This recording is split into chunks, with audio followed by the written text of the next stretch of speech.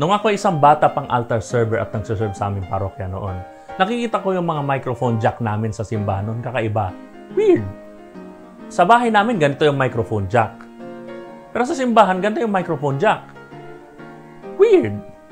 Kapag tumingin naman ako sa amplifier sa aming sacristy noon, kasi yung mga amplifiers namin nasa sacristy, nakikita ko yun doon sa mga sinasaksakan ng amplifier, saka ng mga saksakan ng microphone. Nakalagay, unbalanced, balance.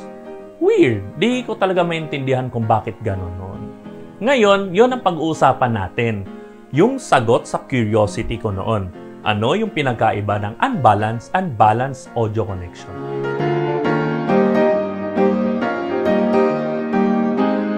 Karamihan sa mga consumer-grade audio products ay unbalanced audio connection.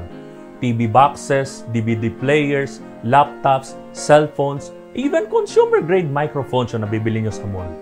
Sa unbalanced audio signal, merong one conductor shielded cable. Ibig sabihin, may isang signal wire na binabalutan ng shielding o ground. For example, sa RCA cable, merong isang signal wire sa gitna at isang ground wire na bumabalot sa signal wire na naka-mesh. Ang idea ng cable na ito is to prevent humming or low-level EMI. Usually, ang ganitong klaseng connection ginagamit lang natin pang bahay. Itong ganitong klaseng cable, di natin to ginagamit sa professional audio. Bakit? Kasi kahit merong outer shield, yung unbalanced audio just like RCA, well, di pa rin siya masasabing effective in terms of eliminating noise. Also, the disadvantage of unbalanced connection is hindi siya goods na i-run ng malayuan. Kasi pag hinabaan mo yung cable niya, the more na electrical noise ang mapipick up niya. Example given here is laptop or cellphone. You can connect laptop audio cable via headphone jack 4 to 6 meters lang papuntang mixer bago ka makastart na makapick up ng some weird noises na nakaka-frustrate pakinggan. Therefore, hindi mo na mararanasan ang benefit ng tinatawag nating common mode rejection. Ito naman ang meron sa balance connection.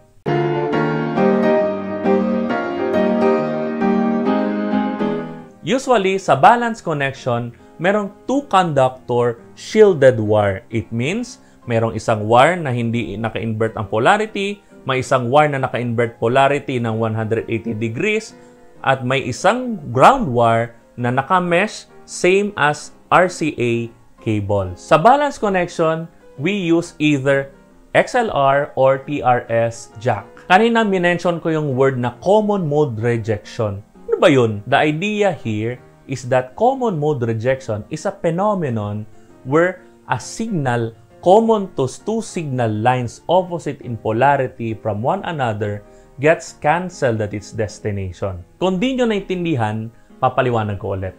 I mean, kung napapansin nyo, sa balance connection, meron tatlong connection. Meron tatlong pin. Yung isang pin is normal signal or positive signal. Then yung isang pin is reverse polarity signal na naka-out of phase 180 degrees. At may isang ground cable na naka-shield, something like sa RCA cable. Now, kapag yung dalawang signal wires na yun ay naka-pick up ng same or common signal at the same time, for example, may malapit na transformer na nag-i-emit ng hum or noise, yung audio transformer or differential amplifier na nasa loob ng unit nyo o nasa destination device will eliminate that noise by removing anything na hindi belong or hindi kasama sa signal.